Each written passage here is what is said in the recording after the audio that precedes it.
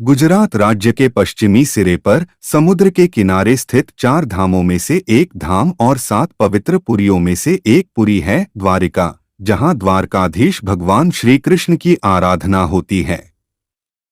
आओ जानते हैं इससे जुड़े रहस्य और इतिहास को। 1. पौराणिक कथाओं के अनुसार महाराजा रैवतक के समुद्र तट पर कुश बिछाकर यज्ञ करने के कारण ही इस नगरी का नाम पहले कुशस्थली था। 2. हरिवंश पुराण के अनुसार कुशस्थली के उजाड़ होने के बाद श्री कृष्ण के आदेश पर मयासुर और विश्वामित्र ने यहाँ एक भव्य नगर का निर्माण किया जिसका नाम द्वारिका रखा गया। 3. कई द्वारों का शहर होने के कारण द्वारिका को द्वारावती, कुशस्थली, आनर्तक, ओखामंडल, गोमती द्वारिका, चक्रतीर्थ, अंतरद्वीप, वारिदुर्ग, उद्धिमध्य स्थान भी कहा जाता है। 4. इस नगर में विशालकाय सभा मंडप था। समुद्री व्यापार के लिए बंदरगाह भी था। कहते हैं कि शहर में सोना, रजत और रत्नों के साथ 7 लाख महल थे। इसके अलावा वनस्पति उद्यान और झील भी थी। 5. जैन सूत्र अंतकृत दशांग में द्वारका के 12 योजन लंबे, 9 योजन चौड़े विस्तार का उल्लेख है तथा इसे कुबेर द्वारा निर्मित बताया गया है और इसके वैभव और सौंदर्य के कारण इसकी तुलना अलका से की गई है। 6.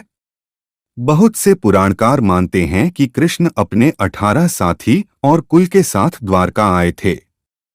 यहाँ उन्होंने 36 साल तक राज किया। उनके देहांत के दौरान द्वारका नगरी समुद्र में डूब गई और यादव कुल नष्ट हो गया। 7.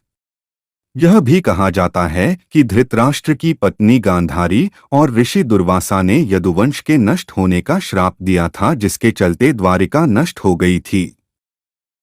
8. एक मान्यता यह भी है कि यह नगर अरबी समुद्र में 6 बार डूब चुका है और वर्तमान द्वारका 7वां शहर या नगर है जिसको पुराने द्वारिका के पास पुनः स्थापित किया गया है। 9. वर्तमान की द्वारका नगरी आदिशंकराचार्य द्वारा स्थापित है। द्वारकाधीश मंदिर का वर्तमान स्वरूप 16वीं सदी में निर्मित हुआ था। यहाँ पहले कई मंदिर थे लेकिन मुगलों ने उन्हें तोड़ दिया। 10.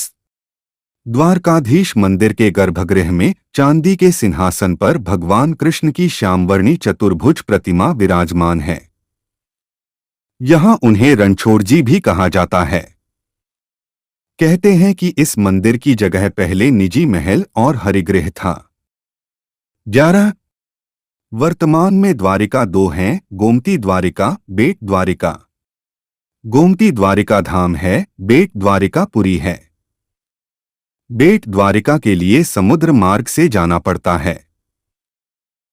श्री कृष्ण ने क्यों दिया पांडवों का साथ जबकि धर्म के मार्ग पर वे भी नहीं थे?